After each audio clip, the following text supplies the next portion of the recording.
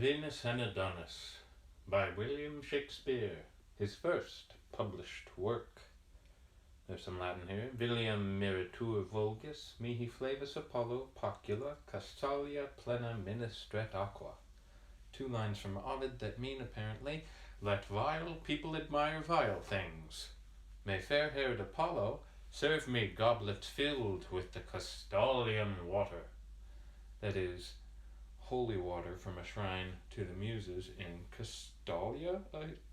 The Castalian spring.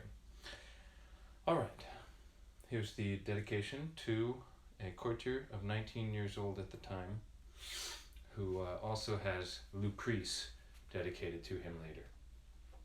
Right Honourable, I know not how I shall offend in dedicating my unpolished lines to your lordship, nor how the world will censure me for choosing so strong a prop to support so weak a burden. Only if your honour seem but pleased, I account myself highly praised, and vow to take advantage of all idle hours till I have honoured you with some graver labour. But if the first error of my invention prove deformed, I shall be sorry it had so noble a godfather, and never after ere so barren a land, for fear it yield me still so bad a harvest. I leave it to your honourable survey, and your honour to your heart's content, which I wish may always answer your own wish, and the world's hopeful expectation. Your honours, in all duty, William Shakespeare. That's to the Right Honourable Henry Wriothesley, Earl of Southampton, and Baron of Titchfield. Even as the sun with purple-coloured face had ta'en his last leave of the weeping morn, rose-cheeked Adonis hied him to the chase. Hunting he loved, but love he laughed to scorn. Sick-thoughted Venus makes amain unto him, and like a bold-faced suitor, 'gins to woo him. Thrice fairer than myself, thus she began, the field's chief flower, sweet above compare, stained to all nymphs, more lovely than a man, more white and red than doves or roses are. Nature that made thee with herself at strife saith that the world hath ending with thy life. Vouchsafe thou wonder to alight thy steed and rein his proud head to the saddle-bow. If thou wilt deign this favour, for thy meed 1,000 honey secrets shalt thou know. Here come and sit where never serpent hisses, and being sat, I'll smother thee with kisses, and yet not cloy thy lips with loathed satiety, but rather famish them amid their plenty, making them red and pale with fresh variety. 10 kisses short as one long as 20. A summer's day will seem an hour but short, being wasted in such time beguiling sport. With this she seizeth on his sweating palm the precedent of pith and livelihood, and trembling in her passion calls it balm, earth's sovereign salve to do a goddess good. Being so enraged, desire doth lend her force courageously to pluck him from his horse. Over one arm the lusty coursers rein, under her other was the tender boy, who blushed and pouted in a dull disdain, with leaden appetite, unapt to toy. She red and hot as coals of glowing fire, he red for shame, but frosty in desire. The studded bridle on a ragged bough nimbly she fastened. Oh, how quick is love! The steed is stalled up, and even now to tie the rider she begins to prove. Backward she pushed him as she would be thrust, and governed him in strength, though not in lust. So soon was she along as he was down, each leaning on their elbows and their hips. Now doth she stroke his cheek, now doth he frown, and 'gins to chide. But soon she stops his lips, and kissing, speaks with lustful language broken. If thou wilt chide, thy lips shall never open. He burns with bashful shame, She with her tears doth quench the maiden burning of his cheeks, then with her windy sighs and golden hairs to fan and blow them dry again she seeks. He saith she is immodest, blames her miss. What follows more she murders with a kiss, even as an empty eagle sharp by fast tires with her beak on feathers, flesh and bone, shaking her wings, devouring all in haste, till either gorge be stuffed or prey be gone. Even so she kissed his brow, his cheek, his chin, and where she ends she doth anew begin. Forced to content, but never to obey, panting he lies and breatheth in her face. She feedeth on the steam as on a prey, and calls it heavenly moisture, air of grace, wishing her cheeks were gardens full of flowers, so they were dewed with such distilling showers. Look how a bird lies tangled in a net, so fastened in her arms Adonis lies. Pure shame and awed resistance made him fret, which bred more beauty in his angry eyes. Rain added to a river that is rank, perforce will force it overflow the bank. Still she entreats and prettily entreats, for to a pretty ear she tunes her tale. Still is he sullen, still he lowers and frets, twixt crimson shame and anger ashy pale. Being red she loves him best, and being white her best is bettered with a more delight. Look how he can, she cannot choose but love, and by her fair immortal hand she swears from his soft bosom never to remove, till he take truce with her contending tears which long have rained, making her cheeks all wet, and one sweet kiss shall pay this countless debt. Upon this promise did he raise his chin, like a die of dapper peering through a wave, who being looked on ducks as quickly in, so offers he to give what she did crave. But when her lips were ready for his pay, he winks and turns his lips another way. Never did passenger in summer's heat more thirst for drink than she for this good turn. Her help she sees, but help she cannot get. She bathes in water, yet her fire must burn. "O pity," can she cry, "flint-hearted boy, 'tis but a kiss I beg. Why art thou coy? I had been wooed, as I entreat thee now, even by the stern and direful god of war, whose sinewy neck in battle ne'er did bow, who conquers where he comes in every jar. Yet hath he been my captive and my slave, and begged for that which thou, unasked, shalt have. Over my altars hath he hung his lance, his battered shield, his uncontrolled crest, and for my sake hath learned to sport and dance, to toy, to wanton dally, smile and jest, scorning his churlish drum and ensign red, making my arms his field, his tent my bed. Thus he that overruled, I overswayed, leading him prisoner in a red rose chain, strong-tempered steel his stronger strength obeyed. Yet was he servile to my coy disdain. It is servile to my coy disdain. O be not proud, nor brag not of thy might, for mastering her that foiled the god of fight.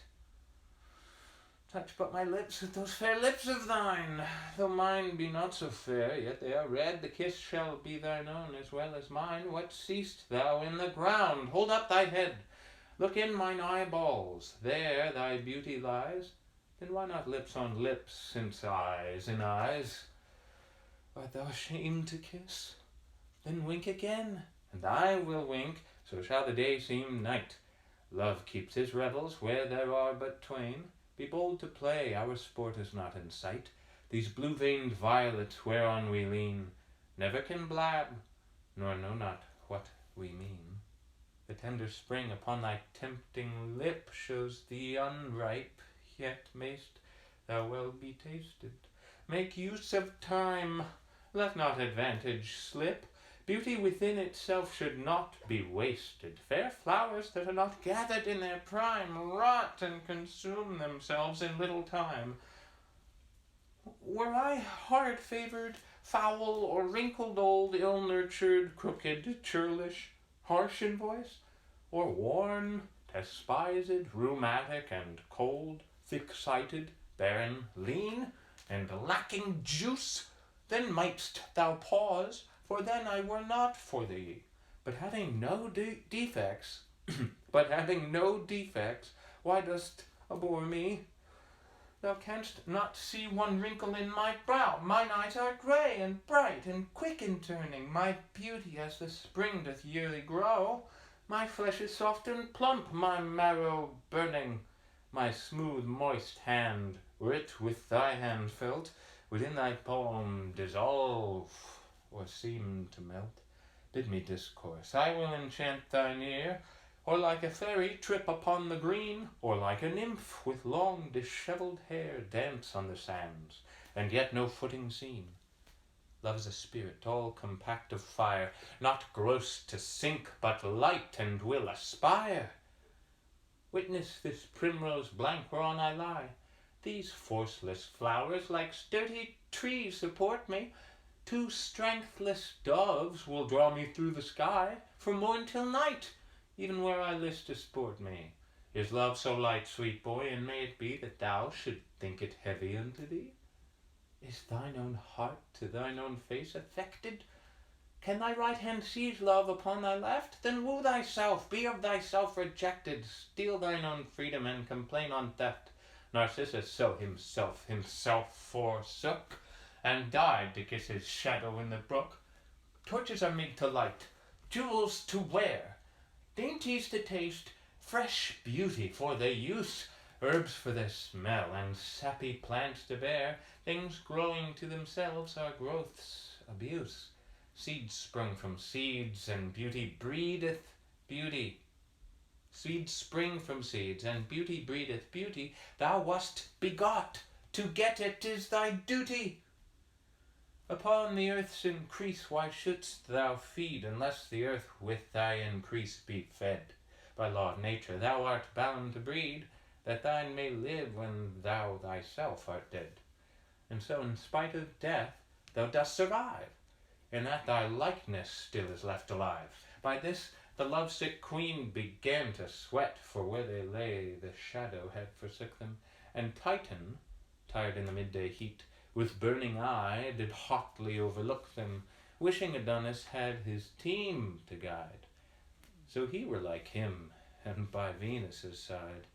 And now Adonis, with a lazy sprite, and with a heavy, dark, disliking eye, his lowering brows o'erwhelming his fair sight, like misty vapours when they blot the sky, souring his cheeks cries, Fie, no more of love! The sun doth burn my face, I must remove. Ay me, quoth Venus, young and so unkind, what bare excuses makest thou to be gone? I'll sigh celestial breath, whose gentle wind shall cool the heat of this descending sun. I'll make a shadow for thee of my hairs. If they burn too, I'll quench them with my tears. The sun that shines from heaven shines but warm, and lo, I lie between that sun and thee. The heat I have from thence doth little harm. Thine eye darts from the fire that burneth me. And were I not immortal, life were done between this heavenly and earthly sun. Art thou obdurate, flinty, hard as steel? Nay, more than flint, for stone at rain relenteth. Art thou a woman's son, and canst not feel what 'tis to love, how want of love tormenteth? Oh, had thy mother borne so hard a mind, she had not brought forth thee, but died unkind. What am I, that thou shouldst contemn me thus? No, okay. Oh, had thy mother borne so hard a mind, she had not brought forth thee, but died unkind. What am I, that thou shouldst contemn me thus? Or what great danger dwells upon my suit? What were thy lips the worse for one poor kiss? Speak fair, but speak fair words, or else be mute. Give me one kiss, I'll give it thee again, and one for interest, if thou wilt have twain. Fie, lifeless picture, cold and senseless stone, well-painted idol, image dull and dead, statue contenting but the eye alone, thing like a man, but of no woman bred. Thou art no man, though of a man's complexion, for men will kiss even by their own direction. This said impatience chokes her pleading tongue, and swelling passion doth provoke a pause. Red cheeks and fiery eyes blaze forth her wrong, being judge in love she cannot right her cause. And now she weeps, and now she fain would speak, and now her sobs do her intendments break. Sometimes she shakes her head, and then his hand, now gazeth she on him, now on the ground. Sometime her arms enfold him like a band, she would he will not in her arms be bound. And when from thence he struggles to be gone, she locks her lily fingers one in one. Fondling, she saith, since I've hemmed thee here, within the circuit of this ivory pale, I'll be a park, and thou shalt be my deer. Feed where thou wilt, on mountain or in dale, graze on my lips, and if those hills be dry, stray lower, where the pleasant fountains lie.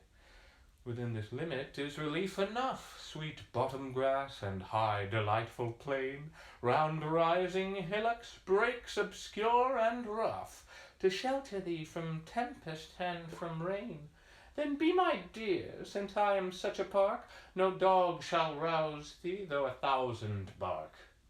At this Adonis smiles as in disdain, that in each cheek appears a pretty dimple. Love made those hollows, if himself were slain, he might be buried in a tomb so simple, for knowing well if there he came to lie, why there love lived, and there he could not die. These lovely caves, these round enchanting pits, opened their mouths to swallow Venus's liking. Being mad before, how doth she now for wit? Struck dead at first, what needs a second striking? Poor queen of love, in thine own law forlorn, to love a cheek that smiles at thee in scorn. Now which way shall she turn? What shall she say? Her words are done, her woes the more increasing. The time is spent, her object will away, and from her twining arms doth urge releasing. Pity, she cries, some favour, some remorse. Away he springs and hasteth to his horse. But lo, from forth a copse that neighbours by a breeding jennet, lusty, young, and proud, Adonis's trampling courser doth espy, and forth she rushes, snorts, and neighs aloud. The strong-necked steed, being tied unto a tree, breaketh his rein, and to her straight goes he. Imperiously he leaps, he neighs, he bounds, and now his woven girths he breaks asunder. The bearing earth with his hard hoof he wounds, whose hollow womb resounds like heaven's thunder. The iron bit he crusheth 'tween his teeth, controlling what he was controlled with. His ears uppricked, his braided hanging mane upon his compassed crest now stand on end. His nostrils drink the air, and forth again, as from a furnace, vapours doth he send. His eye, which scornfully glisters like fire, shows his hot courage and his high desire. Sometime he trots as if he told the steps, with gentle majesty and modest pride. Anon he rears upright, covets, and leaps, as who should say, lo, thus my strength is tried. And this I do to captivate the eye of the fair breeder that is standing by. What recketh he his rider's angry stir, his flattering holla, or his stand, I say? What cares he now for curb or pricking spur, for rich comparisons or trappings gay? He sees his love, and nothing else he sees, for nothing else with his proud sight agrees. Look, when a painter would surpass the life in limning out a well-proportioned steed, his art with nature's workmanship at strife, as if the dead the living should exceed, so did this horse excel a common one in shape, in courage, colour, pace, and bone. Round-hooved, short-jointed, Fetlocks, shag and long, broad breast, full eye, small head, and nostril wide, high crest, short ears, straight legs, and passing strong, thin mane, thick tail, broad buttock, tender hide. Look what a horse should have, he did not lack. Look, what a horse should have, he did not lack, save a proud rider on so proud a back. Sometime he scuds far off, and there he stares. Anon he starts at stirring of a feather. To bid the wind abase he now prepares, and whether he run or fly they know not whether, for through his mane and tail the high wind sings, fanning the hairs who wave like feathered wings. He looks upon his love, and neighs unto her. She answers him as if she knew his mind, being proud as females are to see him woo her. She puts on outward strangeness, seems unkind, spurns at his love and scorns the heat he feels, beating his kind embracements with her heels. Then like a melancholy malcontent he veils his tail that, like a falling plume, cool shadow to his melting buttock lent. He stamps and bites the poor flies in his fume. His love, perceiving how he was enraged, grew kinder, and his fury was assuaged. His testy master goeth about to take him, when lo, the unbacked breeder, full of fear, jealous of catching, swiftly doth forsake him, with her the horse, and left Adonis there. As they were mad unto the wood, they hie them, outstripping crows that strive to overfly them. All swollen with chafing down Adonis sits, banning his boisterous and unruly beast. And now the happy season once more fits, that love-sick love by pleading may be blessed. For lovers say the heart hath treble wrong, when it is barred the aidance of the tongue. An oven that is stopped or river stayed burneth more hotly, swelleth with more rage. So of concealed sorrow may be said, free vent of words, love's fire doth assuage. But when the heart's attorney once is mute, the client breaks as desperate in his suit. He sees her coming, and begins to glow, even as a dying coal revives with wind, and with his bonnet hides his angry brow, looks on the dull earth with disturbed mind, taking no notice that she is so nigh. For all askance he holds her in his eye. Oh, what a sight it was wistly to view, how she came stealing to the wayward boy, to note the fighting conflict of her hue, and how white and red each other did destroy. But now her cheek was pale, and by it flashed forth fire as lightning from the sky. Now was she just before him as he sat, and like a lowly lover down she kneels. With one fair hand she heaveth up his hat, her other tender hand his fair cheek feels. His tenderer cheek receives her soft hand's print, as apt as new-fallen snow takes any dint. Oh, what a war of looks was then between them, her eyes petitioners to his eyes suing. His eyes saw her eyes as they had not seen them. Her eyes wooed still, his eyes disdained the wooing, and all this dumb play had his acts made plain. With tears, which chorus-like her eyes did rain, full gently now she takes him by the hand, a lily prisoned in a jail of snow, or ivory in an alabaster band, so white a friend engirds so white a foe. This beauteous combat, wilful and unwilling, showed like two silver doves that sit a-billing.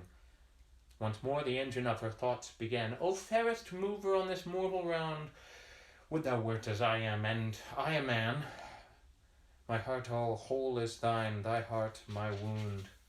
For one sweet look thy help I would assure thee, though nothing but my body's bane would cure thee. Give me my hand, saith he. Why dost thou feel it? Give me my heart, saith she, and thou shalt have it. O give it me, lest thy hard heart do steal it, and being steeled, soft sighs can never grave it. Then love's deep groans I shall never regard, because Adonis's heart hath made mine hard. For shame, he cries, let go, and let me go. My day's delight is past, my horse is gone, and 'tis your fault I am bereft him so. I pray you hence, and leave me here alone. For all my mind, my thought, my busy care is how to get my palfrey from the mare. Thus she replies, thy palfrey as he should welcomes the warm approach of sweet desire. Affection is a coal that must be cooled, else suffered it will set the heart on fire. The sea hath bounds, but deep desire hath none, therefore no marvel though thy horse be gone. How like a jade he stood tied to the trees, servilely mastered with a leathern rein. But when he saw his love, his youth's fair fee, he held such petty bondage in disdain. Throwing the base thong from his bending crest, enfranchising his mouth, his back, his breast. Who sees his true love in her naked bed, teaching the sheets a whiter hue than white, but when his glutton eye so full hath fed, his other agents aim at like delight. Who is so faint that dares not be so bold to touch the fire, the weather being cold?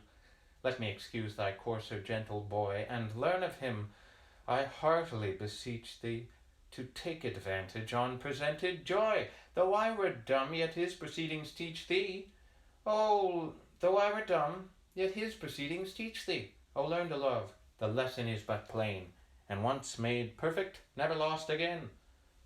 I know not love, quoth he, nor will not know it, unless it be a bore, and then I chase it. 'Tis much to borrow, and I will not owe it. My love to love is love but to disgrace it, for I have heard it is a life in death that laughs and weeps, and all but with a breath. Who wears a garment shapeless and unfinished? Who plucks the bud before one leaf put forth? If springing things be any jot diminished, they wither in their prime, prove nothing worth. The colt that's backed and burdened being young loseth his pride, and never waxeth strong. You hurt my hand with ringing, let us part, and leave this idle theme, this bootless chat. Remove your siege from my unyielding heart. To love's alarms it will not ope the gate. Dismiss your vows, your feigned tears, your flattery, for where a heart is hard they make no battery. What, canst thou talk? Quoth she. Hast thou a tongue? O would thou hadst not, or I had no hearing. Thy mermaid's voice hath done me double wrong. I had my load before, now pressed with bearing. Melodious discord, heavenly tune, harsh sounding, ears deep sweet music, and heart's deep sore wounding. Had I no eyes but ears, my ears would love that inward beauty and invisible. Or were I deaf, thy outward parts would move, each part in me that were but sensible. Though neither eyes nor ears to hear nor see, yet should I be in love by touching thee. Say that the sense of feeling were bereft me, and that I could not see, nor hear, nor touch, and nothing but the very smell were left me. Yet would my love to thee be still as much, for from the stillatory of thy face excelling comes breath perfumed that breedeth love by smelling. But oh, what banquet wert thou to the taste, being nurse and feeder of the other four? Would they not wish the feast might ever last, and bid suspicion double lock the door?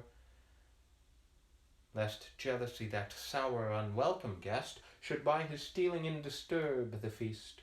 Once more the ruby-coloured portal opened, which to his speak did honey passage yield, like a red morn that ever yet betokened wrack to the seaman, tempest to the field, sorrow to the shepherds, woe unto the birds, gusts and foul flaws to herdmen and to herds. This ill presage advisedly she marketh, even as the wind is hushed before it raineth, or as the wolf doth grin before he barketh, or as the berry breaks before it staineth, or like the deadly bullet of a gun, his meaning struck her ere his words begun. And at his look she flatly falleth down, for looks kill love, and love by looks reviveth. A smile recurs the wounding of a frown, but blessed bankrupt that by loss so thriveth. But, oh wait, and at his look she flatly falleth down, for looks kill love, and love by looks reviveth. A smile recurs the wounding of a frown, but blessed bankrupt that by loss so thriveth. The silly boy, believing she is dead, claps her pale cheek till clapping makes it red, and all amazed break off his late intent, for sharply he did think to reprehend her, which cunning love did wittily prevent. Fair fall the wit that can so well defend her, for on the grass she lies as she were slain, till his breath breatheth life in her again. He wrings her nose, he strikes her on the cheeks, he bends her fingers, holds her pulses hard. He chafes her lips, 1,000 ways he seeks to mend the hurt that his unkindness marred. He kisses her, and she, by her good will never rise, so he will kiss her still. The night of sorrow now is turned to day, her 2 blue windows faintly she upheaveth, like the fair sun when in his fresh array he cheers the morn, and all the earth relieveth. And as the bright sun glorifies the sky, so is her face illumined with her eye, whose beams upon his hairless face are fixed, as if from thence they borrowed all their shine. Were never floor such lamps together mixed? Had not his clouded with his brows repine, but hers, which through the crystal tears gave light, shone like the moon in water seen by night. Oh, where am I, quoth she, in earth or heaven, or in earth or heaven, or in the ocean drenched, or in the fire? What hour is this, or morn, or weary even? Do I delight to die, or life desire? But now I lived, and life was death's annoy. But now I died, and death was lively joy. But now I lived, and life was death's annoy. But now I died, and death was lively joy. Oh, thou didst kill me once again. Thy eyes, shrewd tutor, that hard heart of thine hath taught them scornful tricks, and such disdain, that they have murdered this poor heart of mine, and these mine eyes, true leaders to their queen, but for thy piteous lips no more had seen. Long may they kiss each other for this cure. Oh, never let their crimson liveries wear, and as they last their verdure still endure, to drive infection from the dangerous year, that the stargazers, having writ on death, may say the plague is banished by thy breath. So don't open your mouth again to say nothing to me, or you'll cause the plague. I'll die if your lips I see. Pure lips, sweet seals in my soft lips imprinted. What bargains may I make still to be sealing? To sell myself I can be well contented. So thou wilt buy and pay, and use good dealing, which purchase if thou make for fear of slips, set thy seal manual on my wax red lips.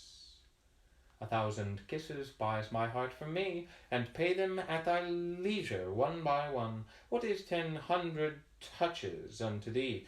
Are they not quickly told and quickly gone? Say for non-payment that the debt should double. Is 200 kisses such a trouble? Fair queen, quoth he, if any love you owe me, measure my strangeness with my unripe years. Before I know myself, seek not to know me. No fisher but the ungrown fry forbears. The mellow plum doth fall, the green sticks fast, or, being early plucked, is sour to taste. Look, the world's comforter, with weary gait his day's hot task hath ended in the west. The owl, night's herald, shrieks 'tis very late. The sheep are gone to fold, birds to their nest, and coal-black clouds that shadow heaven's light do summon us to part and bid good night. Now let me say good night, and so say you. If you will say so, you shall have a kiss. Good night, quoth she, and ere he says adieu, the honey fee of parting tendered is. Her arms do lend his neck a sweet embrace, incorporate then they seem, face grows to face, till breathless he disjoined, and backward drew the heavenly moisture that sweet coral mouth, whose precious taste her thirsty lips well knew, whereon they surfeit, yet complain on drought. He with her plenty pressed, she faint with dearth, their lips together glued fall to the earth. Now quick desire hath caught the yielding prey, and glutton-like she feeds, yet never filleth. Her lips are conquerors, his lips obey, paying what ransom the insulter willeth, whose vulture thought doth pitch, paying what ransom the insulter willeth, whose vulture thought doth pitch the price so high, that she will draw his lips' rich treasure dry, and having felt the sweetness of the spoil, with blindfold fury she begins to forage. Her face doth reek and smoke, her blood doth boil, and careless lust stirs up a desperate courage, planting oblivion, beating reason back, forgetting shame's pure blush and honor's rack. Hot, faint, and weary, with her hard embracing, like a wild bird being tamed with too much handling, or as the fleet-foot roe that's tired with chasing, or like the froward infant stilled with dandling, he now obeys, and now no more resisteth, while she takes all she can, not all she listeth. What wax so frozen but dissolves with tempering, and yields at last to every light impression, things out of hope are compassed oft with venturing, chiefly in love, whose leave exceeds commission. Affection faints not, like a pale-faced coward, but then woos best, when most his choice is froward. When he did frown, oh, had she then gave over, such nectar from his lips she had not sucked. Foul words and frowns must not repel a lover. What though the rose had prickles, yet 'tis plucked. Were beauty under 20 locks kept fast, yet love breaks through, and picks them all at last. For pity now she can no more detain him. The poor fool prays her that he may depart. She is resolved no longer to restrain him, bids him farewell, and look well to her heart, the which by Cupid's bow she doth protest he carries thence encaged in his breast. Sweet boy, she says, this night I'll waste in sorrow, for my sick heart commands mine eyes to watch. Tell me, love's master, shall we meet tomorrow? Shall we? Wilt thou make the match? He tells her no. Tomorrow he intends to hunt the boar with certain of his friends. The boar, quoth she, whereat a sudden pale, like lawn being spread upon the blushing rose, usurps her cheek. She trembles at his tail, and on his neck her yoking arms she throws. She sinketh down, still hanging by his neck. He on her belly falls, she on her back. Now is she in the very lists of love, her champion mounted for the hot encounter. All is imaginary, she doth prove. He will not manage her, although he mount her. That worse than Tantalus is her annoy, to clip Elysium and to lack her joy. Even so poor birds deceived with painted grapes do surfeit by the eye and pine them all. Even so she languisheth in her mishaps, as those poor birds that helpless berries saw. The warm effects which she in him finds missing, she seeks to kindle with continual kissing. But all in vain, good queen, it will not be. She hath essayed as much as may be proved. Her pleading hath deserved a greater fee. She loves, and yet she is not loved. Fie, fie, he says, you crush me, let me go. You have no reason to withhold me so. Thou hadst been gone, quoth she, sweet boy, ere this, but that thou toldst me thou wouldst hunt a boar. Oh, be advised. Thou know'st not what it is with javelin's point a churlish swine to gore, whose tush is never sheathed. He whetteth still, like to a mortal butcher bent to kill. On his bow-back he hath a battle set of bristly pikes that ever threat his foes. His eyes like glowworms shine. When he doth fret, his snout digs sepulchres where'er he goes. Being moved, he strikes whate'er is in his way, and whom he strikes his crooked tushes slay. His brawny sides with hairy bristles armed are better proof than thy spear's point can enter. His short, thick neck cannot be easily harmed. Being ireful, on the lion he will venture. The thorny brambles and embracing bushes as fearful of him part, through whom he rushes. Alas, he not esteems that face of thine, to which love's eyes pays tributary gazes, nor thy soft hands, sweet lips, and crystalline, whose full perfection all the world amazes, but having thee at vantage, wondrous dread would root these beauties as he roots the med. Oh, let him keep his loathsome cabin still. Beauty hath naught to do with such foul fiends. Come not within his danger by thy will. They that thrive well take counsel of their friends. When thou didst name the boar, not to dissemble, I feared thy fortune, and my joints did tremble. Didst thou not mark my face? Was it not white? Saw'st thou not signs of fear lurk in mine eye? Grew I not faint, and fell I not downright? Within my bosom, whereon thou dost lie, my boding heart pants, beats, and takes no rest, but like an earthquake shakes thee on my breast. For where love reigns, disturbing jealousy doth call himself affection's sentinel, gives false alarms, suggesteth mutiny, and in a peaceful hour doth cry, Kill, kill! Distempering gentle love in his desire, as air and water do abate the fire.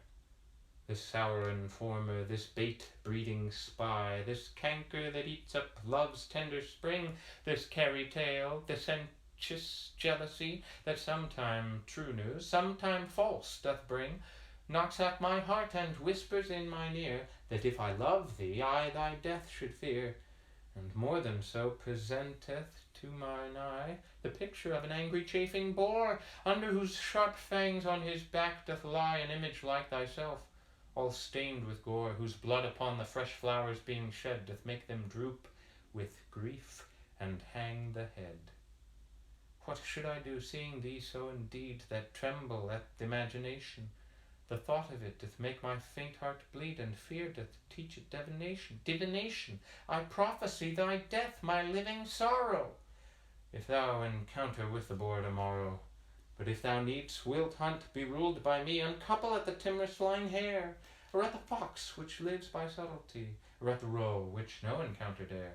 Pursue these fearful creatures o'er the downs, and on thy well-bred horse keep with thy hounds. And when thou hast on foot the purblind hare, mark the poor wretch, to overshoot his troubles, how he outruns the wind, and with what care he cranks and crosses with 1,000 doubles. The many mussets through the which he goes are like a labyrinth to amaze his foes. Sometime he runs among a flock of sheep, to make the cunning hounds mistake their smell, and sometime where earth-delving conies keep, to stop the loud pursuers in their yell, and sometime sorteth with a herd of deer. Danger deviseth shifts, wit waits on fear. Wit waits on fear. Danger deviseth shifts, wit waits on fear. For there his smell with others being mingled, the hot-scent snuffing hounds are driven to doubt, ceasing their clamorous cry till they have singled with much ado the cold fault cleanly out. Then do they spend their mouths, echo replies, as if another chase were in the skies. By this poor Wat, far off upon a hill, stands on his hinder legs, with listening ear, to hearken if his foes pursue him still, and on their loud alarums he doth hear. And now his grief may be compared well to one sore sick that hears the passing bell. Then shalt thou see the dew-bedabbled wretch turn and return, indenting with the way. Each envious briar his weary legs do scratch, each shadow makes him stop, each murmur stay, for misery is trodden on by many, and being low, never relieved by any. Lie quietly and hear a little more, nay, do not struggle, for thou shalt not rise, to make thee hate the hunting of the boar, and like myself thou hear'st me moralize, applying this to that, and so to so, for love can comment upon every woe. Where did I leave? No matter where, quoth he. Leave me, and then the story aptly ends. The night is spent, Why, what of that? Quoth she. I am, quoth he, expected of my friends, and now 'tis dark, and going I shall fall. In night, quoth she, desire sees best of all. Desire sees best of all. But if thou fall, oh, then imagine this, the earth in love with thee, thy footing trips, and all is but to rob thee of a kiss.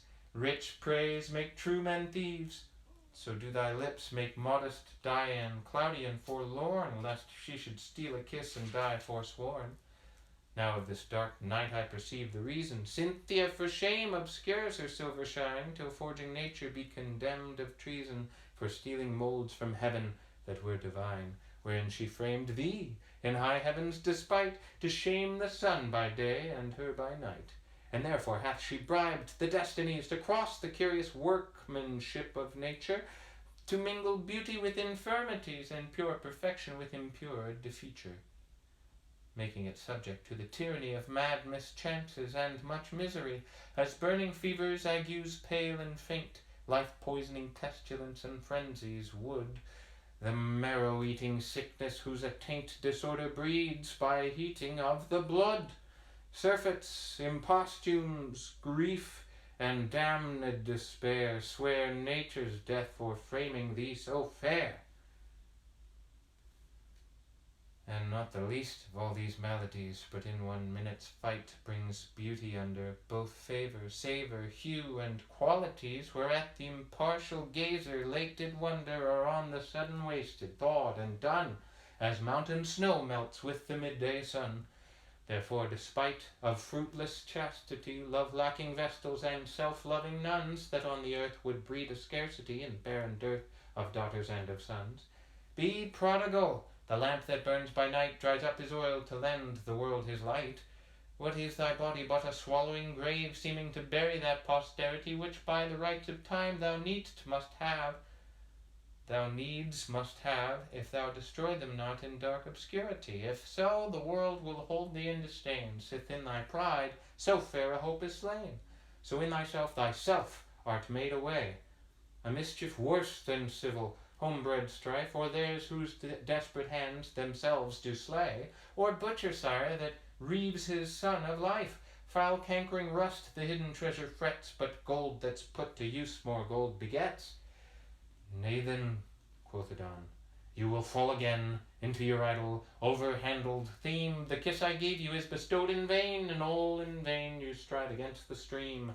For by this black-faced night, desire's foul nurse, your treatise makes me like you worse and worse.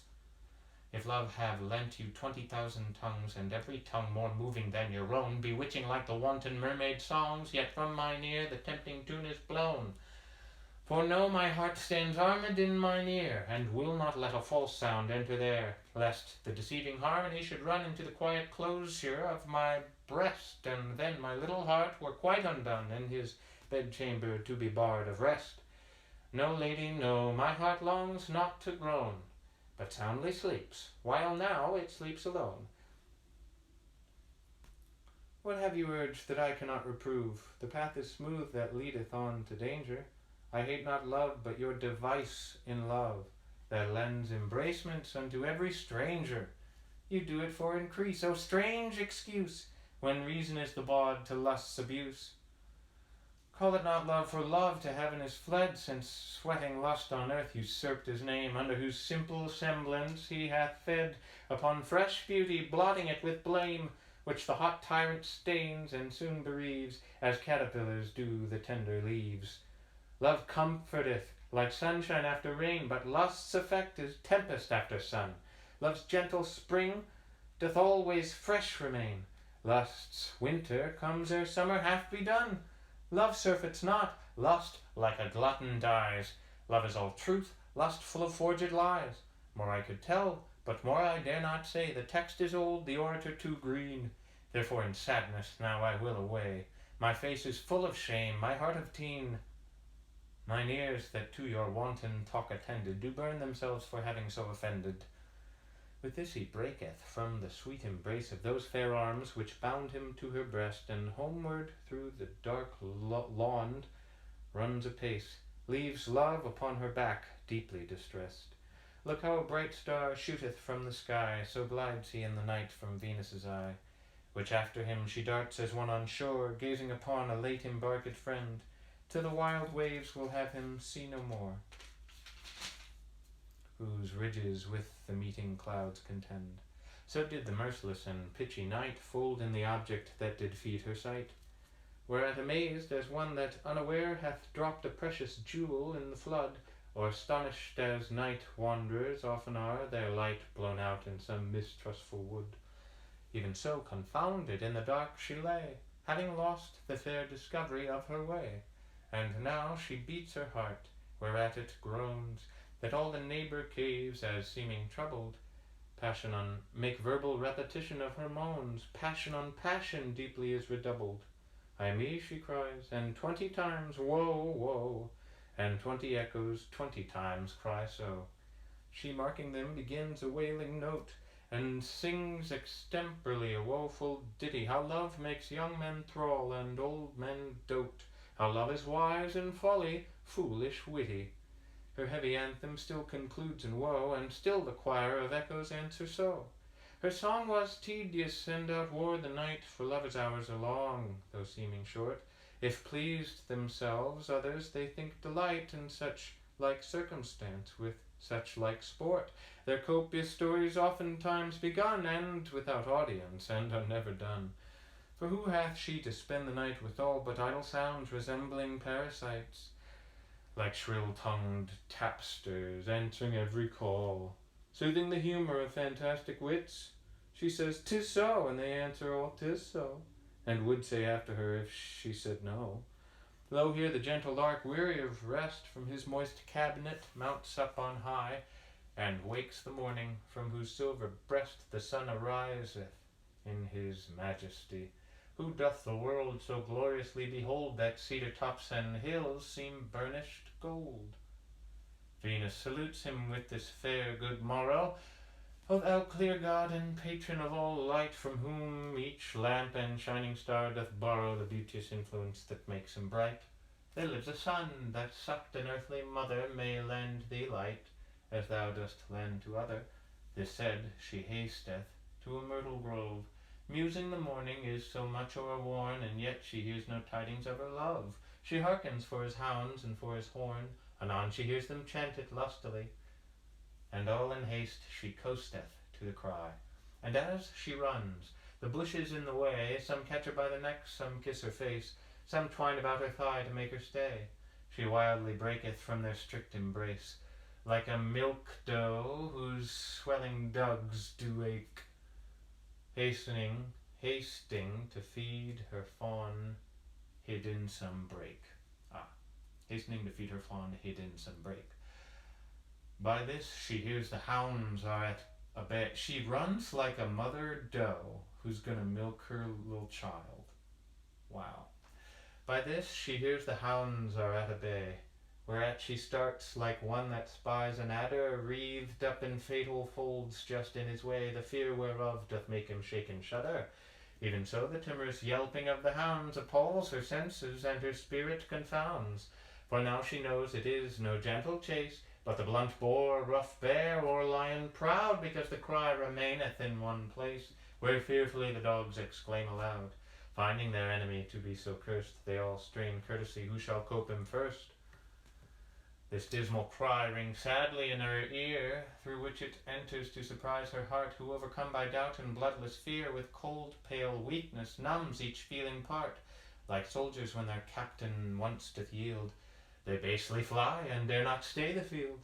Thus stands she in a trembling ecstasy, till, cheering up her senses all dismayed, she tells them 'tis a causeless fantasy and childish error, that they are afraid, bids them leave quaking, bids them fear no more, and with that word she spied the hunted boar, whose frothy mouth bepainted all with red, like milk and blood being mingled both together, a second fear through all her sinews spread, which madly hurries her, she knows not whither. This way she runs, and now she will no further, but back retires to rate the boar for murder. 1,000 spleens bear her 1,000 ways, She treads the path that she untreads again. Her more than haste is mated with delays, like the proceedings of a drunken brain, full of respects, yet not at all respecting, in hand with all things, not at all affecting. Here kennelled in a brake she finds a hound, and asks the weary caitiff for his master, and there another licking of his wound, 'gainst venom sores the only sovereign plaster. And here she meets another sadly scowling, to whom she speaks, and he replies with howling. When he hath ceased his ill resounding noise, another flat-mouthed mourner, black and grim, against the welkin volleys out his voice. Another and another answer him, clapping their proud tails to the ground below, shaking their scratched ears, bleeding as they go. Look how the world's poor people are amazed at apparitions, signs, and prodigies, whereon with fearful eyes they long have gazed, infusing them with dreadful prophecies. So she at these sad signs draws up her breath, and sighing it again, exclaims on death. Hard-favoured, hard-favoured tyrant, ugly, meagre, lean, hateful divorce of love, thus chides she death. Grim, grinning ghost, earth's worm, what dost thou mean to stifle beauty, and to steal his breath, who, when he lived, his breath and beauty set gloss on the rose, smell to the violet? If he be dead, oh no, it cannot be. Seeing his beauty, thou shouldst strike at it. Oh yes, it may. Thou hast no eyes to see, but hatefully at random dost thou hit. Thy mark is feeble age, but thy false dart mistakes that aim, and cleaves an infant's heart. Hadst thou but bid beware, then he had spoke, and hearing him, thy power had lost his power. The destinies will curse thee for this stroke. They bid thee crop a weed, thou pluck'st a flower. Love's golden arrow at him should have fled, and not death's ebon dart to strike him dead. Dost thou drink tears, that thou provokest such weeping? What may a heavy groan advantage thee? Why hast thou cast into eternal sleeping those eyes that taught all other eyes to see? Now nature cares not for thy mortal vigour, since her best work is ruined with thy rigour. Here overcome, as one full of despair, she veiled her eyelids, who like sluices stopped the crystal tide that from her 2 cheeks fair in the sweet channel of her bosom dropped. But through the floodgates breaks the silver rain, and with his strong course opens then again. Oh, how her eyes and tears did lend and borrow, her eye seen in the tears, tears in her eye, both crystals, where they viewed each other, sorrow, sorrow that friendly sighs sought still to dry. But like a stormy day, now wind, now rain, sighs dry her cheeks, tears make them wet again. Variable passions throng her constant woe, as striving who should best become her grief. All entertained, each passion labours so, that every present sorrow seemeth chief. But none is best, then join they all together, like many clouds, consulting for foul weather. By this far off she hears some huntsman hollow. A nurse's song ne'er pleased her babe so well. The dire imagination she did follow, the sound of hope doth labour to expel. For now reviving joy bids her rejoice, and flatters her it is Adonis's voice, whereat her tears began to turn their tide, being prisoned in her eye like pearls in glass. Yet sometimes falls an orient drop beside, which her cheek melts, as scorning it should pass, to wash the foul face of the sluttish ground, who is but drunken when she seemeth drowned. O hard believing love, how strange it seems not to believe, and yet too credulous. Thy weal and woe are both of them extremes. Despair and hope makes thee ridiculous. The one doth flatter thee in thoughts unlikely, in likely thoughts the other kills thee quickly. Now she unweaves the web that she hath wrought. Adonis lives, and death is not to blame. It was not she that called him all to naught. Now she adds honours to his hateful name.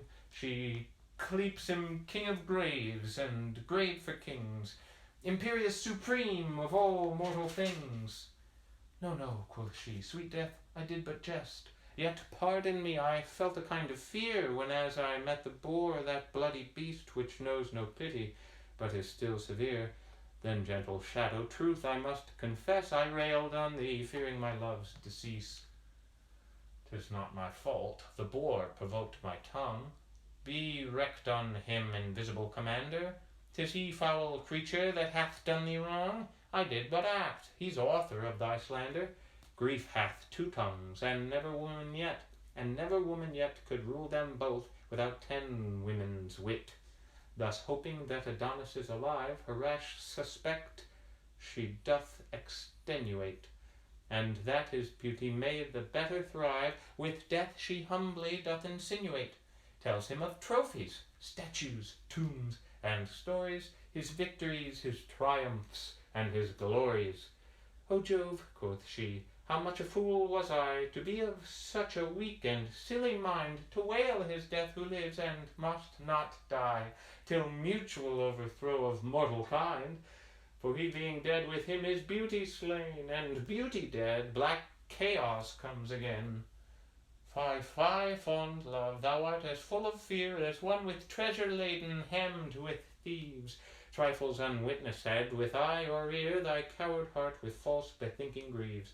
Even at this word she hears a merry horn, whereat she leaps, that was but late forlorn. As falcons to the lure away she flies, the grass stoops not, she treads on it so light, and in her haste unfortunately spies the foul boar's conquest on her fair delight, which seen her eyes, as murdered with the view, like stars ashamed of day, themselves withdrew. Or as the snail, whose tender horns being hit, shrinks backward in his shelly cave with pain, and there all smothered up in shade doth sit, long after fearing to creep forth again, so at his bloody view her eyes are fled unto the deep dark cabins of her head, whereat they resign their office and their light to the disposing of her troubled brain, who bids them still consort with ugly night, and never wound the heart with looks again, who like a king perplexed in his throne, by their suggestion gives a deadly groan, whereat each tributary subject quakes, as when the wind imprisoned in the ground, struggling for passage, earth's foundation shakes, which with cold terror doth men's minds confound. This mutiny each part doth so surprise, that from their dark beds once more leap their eyes, and being opened, threw unwilling light upon the wide wound that the boar had trenched in his soft flank, whose wonted lily white with purple tears that his wound wept was drenched. No flower was nigh, no grass, herb, leaf, or weed, but stole his blood and seemed with him to bleed. This solemn sympathy poor Venus noteth. Over one shoulder doth she hang her head, dumbly she passions, frantically she doteth. She thinks he could not die, he is not dead. Her voice is stopped, her joints forget to bow. Her eyes are mad that they have wept till now. Upon his hurt she looks so steadfastly, that her sight dazzling makes the wound seem free. And then she reprehends her mangling eye, that makes more gashes where no breach should be. His face seems twain, each several limb is doubled, for oft the eye mistakes, the brain being troubled. My tongue cannot express my grief for one, and yet, quoth she, behold 2 Adons dead. My sighs are blown away, my salt tears gone. Mine eyes are turned to fire, my heart to lead. Heavy heart's lead melt at mine eyes' red fire. So shall I die by drops of hot desire. Alas, poor world, what treasure hast thou lost? What face remains alive that's worth the viewing? Whose tongue is music now? What canst thou boast of things long since, or anything ensuing? The flowers are sweet, their colours fresh and trim, but true sweet beauty lived and died with him. Bonnet nor veil henceforth no creature wear, nor sun nor wind will ever strive to kiss you. Having no fair to lose, you need not fear. The sun doth scorn you, and the wind doth hiss you. But when Adonis lived, sun and sharp air lurked like 2 thieves to rob him of his fair, and therefore would he put his bonnet on, under whose brim the gaudy sun would peep, The wind would blow it off, and being gone, play with his locks. Then would Adonis weep, and straight in pity of his tender years, they both would strive who first should dry his tears. To see his face, the lion walked along behind some hedge, because he would not fear him. To recreate himself when he hath sung, the tiger would be tame, and gently hear him. If he had spoke, the wolf would leave his prey, and never fright the silly lamb that day. When he beheld his shadow in the brook, the fishes spread on it their golden gills. When he was by, the birds such pleasure took that some would sing, some other in their bills would bring him mulberries and ripe red cherries. He fed them with his sight, they him with berries. But this foul, grim, and urchin-snouted boar, whose downward eye still looketh for a grave, ne'er saw the beauteous livery that he wore, witness the entertainment that he gave. If he did see his face, why then I know he thought to kiss him, and hath killed him so. 'Tis true, thus was Adonis slain. He ran upon the boar with his sharp spear, who did not whet his teeth at him again, but by a kiss thought to persuade him there, and nuzzling in his flank the loving swine sheathed unaware the tusk in his soft groin. Had I been toothed like him, I must confess, with kissing him I should have killed him first. But he is dead, and never did he bless my youth with his, the more am I accursed.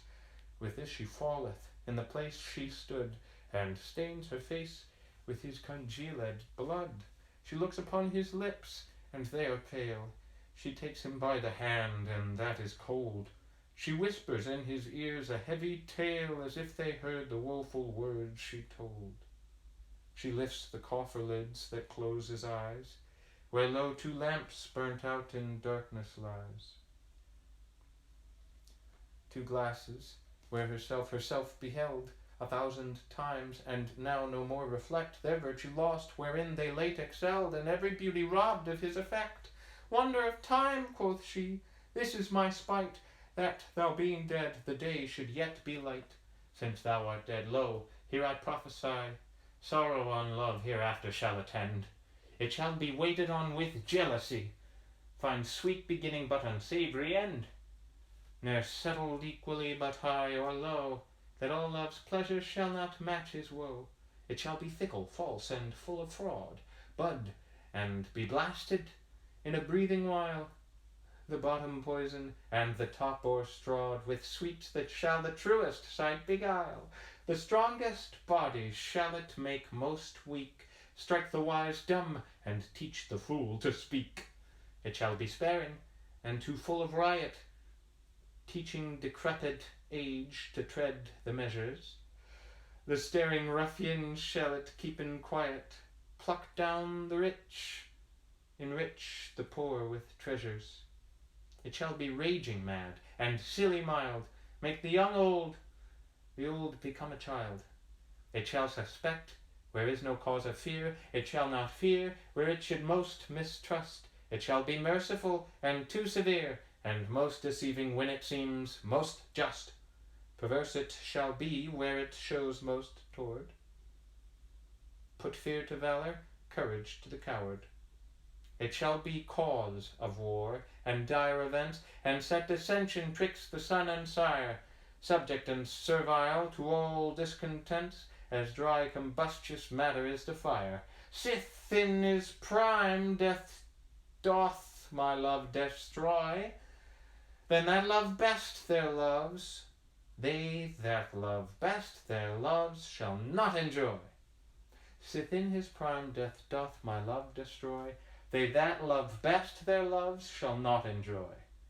By this the boy that by her side lay killed was melted like a vapour from her sight, and in his blood that on the ground lay spilled, a purple flower sprung up, checkered with white, resembling well his pale cheeks, and the blood, which in round drops upon their whiteness stood.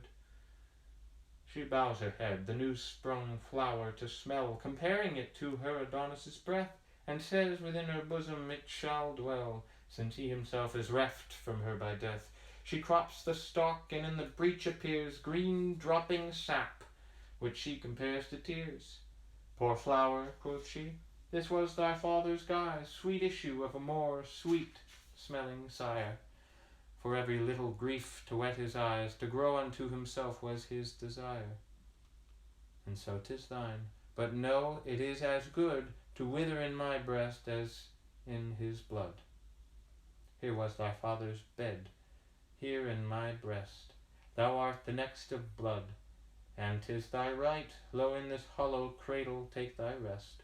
My throbbing heart shall rock thee day and night, there shall not be 1 minute in an hour, wherein I will not kiss my sweet love's flower. Thus weary of the world away she hies, and yokes her silvered doves, who, by whose swift aid, their mistress mounted through the empty skies, in her light chariot quickly is conveyed, holding their course to Paphos, where their queen means to immure herself and not be seen. Oh, is that about Protestant queen and Catholic secret England? Is it about Marlowe's death? I don't know. Sounds good though.